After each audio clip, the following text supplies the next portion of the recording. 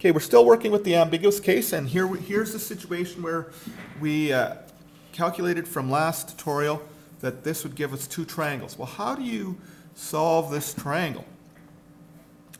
Well, there's two possible triangles here. Okay, so you got to draw out both possible triangles. So what you would do is you'd simply draw these triangles, and if you want to do the check of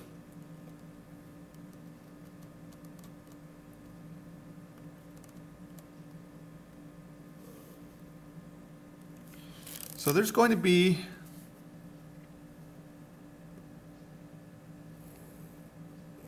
this triangle here, where this is 8, this is 51, and this is 10. And this is also, there's also going to be a triangle here where this is 8.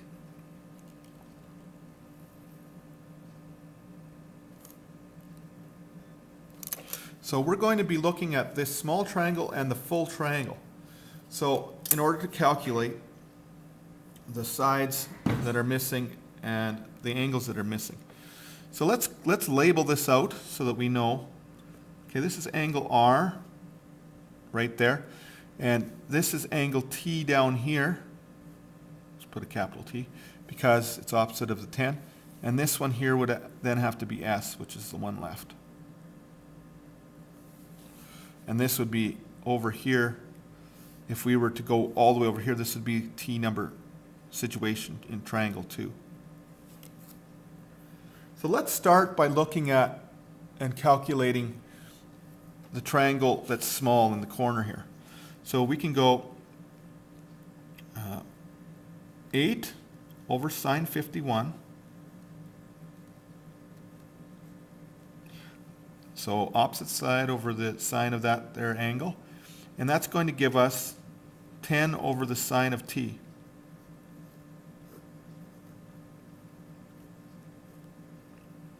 Okay. Okay, now that's going to be, if we do the same thing in this triangle, we'll have the same type of thing. There's going to be two possible t values. There's going to be the t value here and the t value here. So obviously we're going to have the reference angle when it's obtuse and the angle when it's acute. So we can get both of those by using the same formula, because it's still 8 over this, or 8 over this, over 10 over that, or 10 over that. Okay? So we're going to get two angles here. So let's work this one out. So sine of t times 8 equals the sine of 51 times 10. So sine t is equal to sine 51 times 10 divided by 8. Let's make sure that's in my view still here. Okay, so we're going to get two possible answers for T1 and T2. Okay, so here we work this out. So let's take our calculator out. 51 sine times 10 divided by 8. Okay, keep that on there.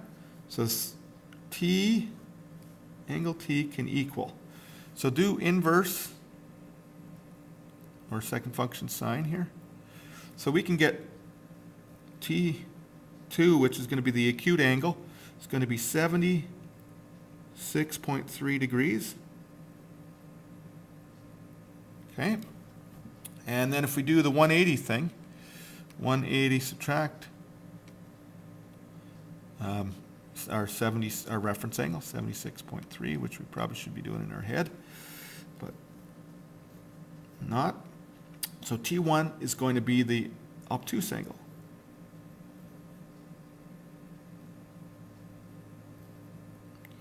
So now we've solved these two angles in each triangle. So let's look at the small triangle now. In the small triangle, in the obtuse angled, let's call it obtuse triangle, we know that angle T equals 103 degrees, 0.7 degrees. Okay, and so that means that angle S would equal 180, subtract 103.7, subtract 51 degrees, which would equal, let's put S in there, pardon me. So let's calculate that. 180, subtract 103.7, subtract 51, equals 25.3 degrees. So we've calculated that angle. We're given, and now all we have to do is calculate side S because we don't know that one. So side S over the angle that we calculated is equal to, let's use what's given to us, the value of 8 over sine 51. Because we are given side B and angle B in the question when we started. Or I guess, pardon me, not B, R and R. Okay, so side S then would be equal to sine 25.3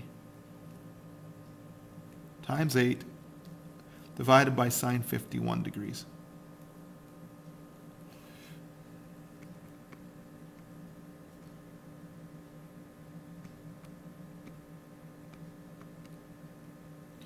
So I end up getting 4.4. Now we can do a similar thing in the acute triangle, so let me make sure that I'm still in the field of view to solve the rest of it. So there's the obtuse triangle. We know there, and then in the acute triangle,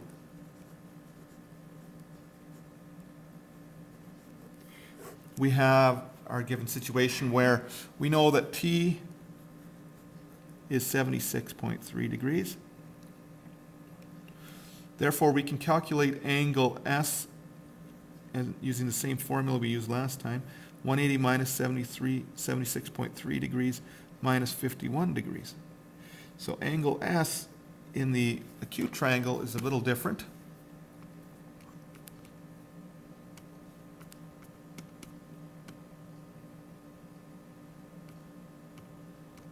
.7 degrees.